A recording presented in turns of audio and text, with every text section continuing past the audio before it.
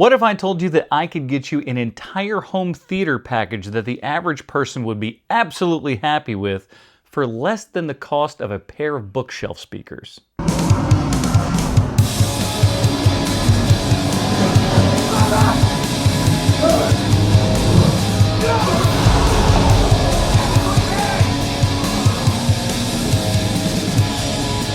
Welcome back to HMP. So one of our Patreon subscribers over at patreon.com/HMP, Derek, actually wrote in, and I figure, hey, why not answer this in a video question? Derek writes, Adam, loving the video content, and please feel free to roast me. I've been watching on the same 1080p TV for the past 10 years.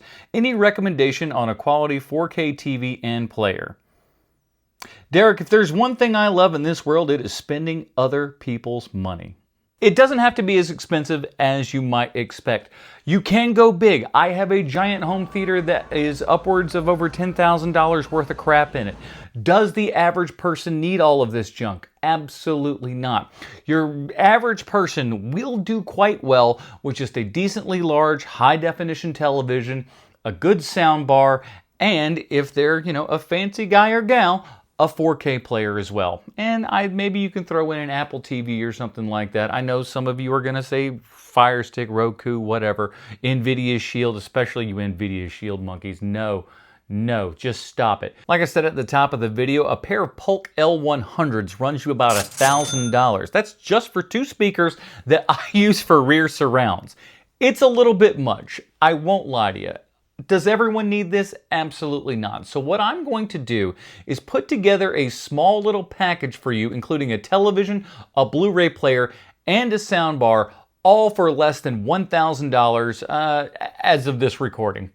Prices will fluctuate, but I'm going to give you a little good idea of just your nice entry-level stuff, make it super easy for you, because these days, I got to be honest, it ain't that complicated. All right, so Derek, the first thing that we're going to do is put together a TV for you because, let's be honest, the TV is the biggest portion of your setup, and for you is going to be the most expensive portion of your setup. So it's important that you get a good enough TV for you without going too cheap, but without going too expensive. This is one thing I don't think a lot of people realize is all brands of televisions have kind of ranking systems. You have your good, better, best kind of thing. For the majority of people out there in televisions, you want to hit that mid category, somewhere right in the middle. Not the super cheap one, but not the crazy expensive one that, let's be honest, the majority of folks out there won't really appreciate all the bells and whistles and everything that has in it. So the first thing that I'm going to recommend to you is a television, and the biggest thing you got to remember is how big a TV can you go? I cannot stress this to you enough. Pick the largest television you possibly can. No one on earth has ever picked a large television and been like, you know what? I could have gone smaller. No. Everyone always gets a small TV and goes, God, it could be bigger. I went for as big a television as I could fit in my space. For me, that was 85 inches. Is that the majority of people? Absolutely not. I understand that. So what I will say for the majority of people, bare minimum, if you're trying to get into home theater or anything like that, bare minimum, unless you got some really cramped spaces and everything, bare minimum, 55 inches. 55 should be your kind of normal. 65 should be where your average person who wants to get into home theater should go. It gets you at a nice big size without going super big, and it's just a couple more bucks than your 55 counterparts are. When you get in that 75 plus category, that's when you're going to start to accumulate a little bit more cost here and everything. And again, we're trying to save you some money. So I'm actually going to recommend the TV that I just recommended for my father. He's wanting to get himself a new television for Christmas and everything. I said, let's take a look at what's out there. So right now, the TV that I would recommend for most folks going in, price-wise and everything, again, this is as of this recording, is the Hisense U7. At the 65-inch, that comes in at $697.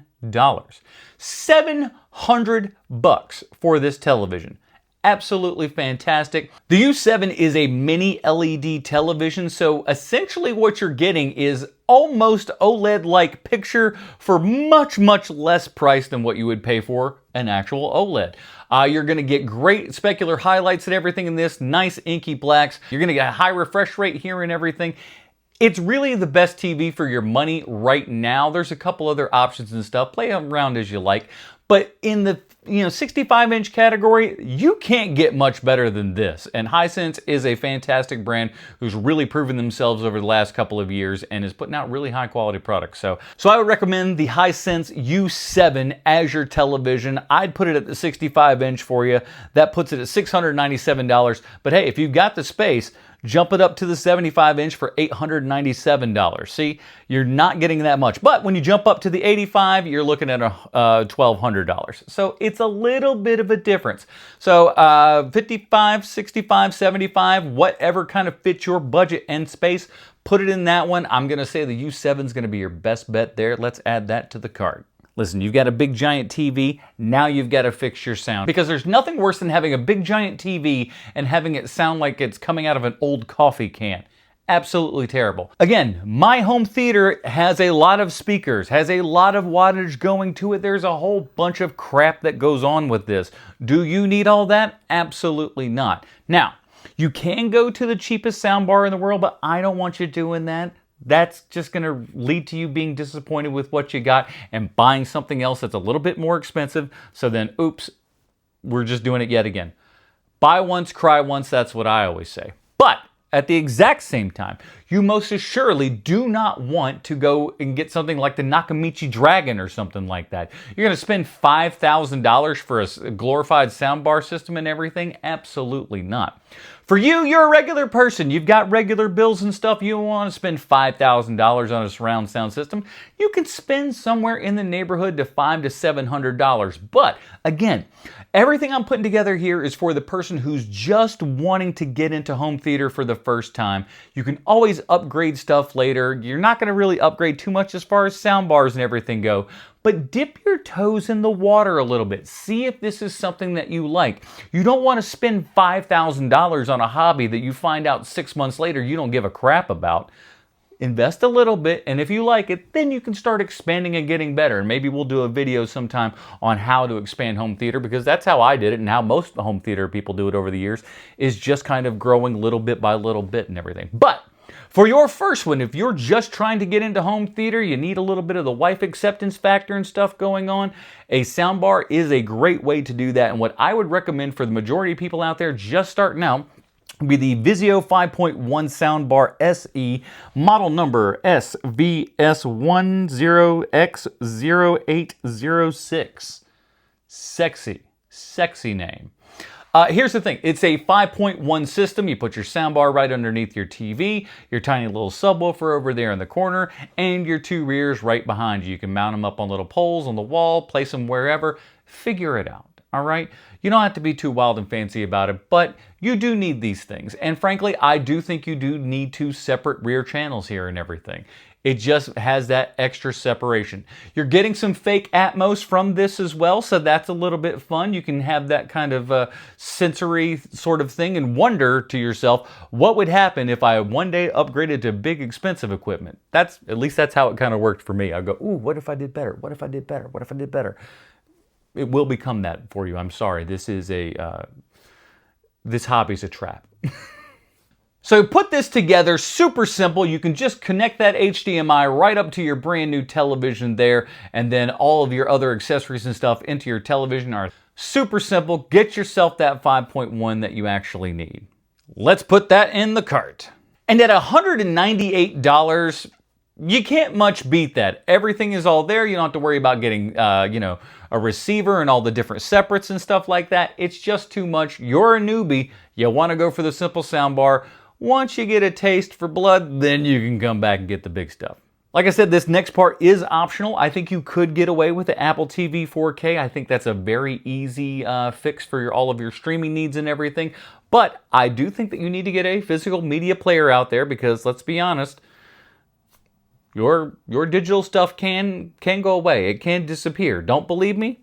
Ultraviolet? Anybody remember that one? Yeah. Up next is the 4K Blu-ray player, and I gotta tell you, if you've got a PlayStation 5 or an Xbox S, with a disk drive of course, you've already got this one licked. You may not have the best 4K player in the world, but by George, you've got one. So hook that bad boy up to your TV and you're already done. Whew. super cheap for you. But if you want a really good 4K player, and I don't mean all the way up to the top, we're not talking the new Magnetar or anything else like that. I'm not even talking the top of the line Panasonic. So as far as Blu-ray players go, in my personal opinion, for outside of the high-end ones and everything, Panasonic really is going to be your way to go. You can go Sony, but honestly, look at all the reviews and stuff out there. Panasonic kind of goes to the top. I don't want to get you to the top of the Panasonic line. I don't want to get you, I'll get you right underneath. Panasonic UB450. This is not their top of the line. It's not the bottom shelf either. You're right there in the middle. My personal Panasonic player costs around $500. This one's $200. So shut up. You could be paying for a Magnetar. So, you know, be happy with your $200 player, all right? So let's go ahead and add that to the cart and add it all up together. And after South Carolina taxes in here and everything, I am out to $944.13. Less than the cost of a pair of L100s. You can have an entire home theater system, a 65-inch television, a 4K Blu-ray player, and a 5.1 surround soundbar. Not too shabby, if you ask me. Derek, I hope this video gave you a couple of good ideas of at least places to kind of start with home theater and everything. Like I said, it's a journey. You don't want to throw in a boatload of money to start with and end up with a hobby that you don't really like all that much. Start small, get that enjoyment, get that little home theater bug in you, because there will be a time when you just go, you know what, I need to go to the next thing. I need to go to the next thing. I'm that way myself. Well, I hope this video was educational to some degree for you, or at least give you an idea as to where to start your home theater journey at.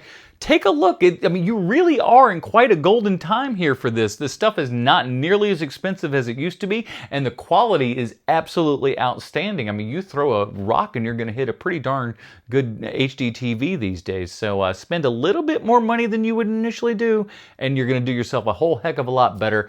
So leave a comment, subscribe, and we'll see you next time.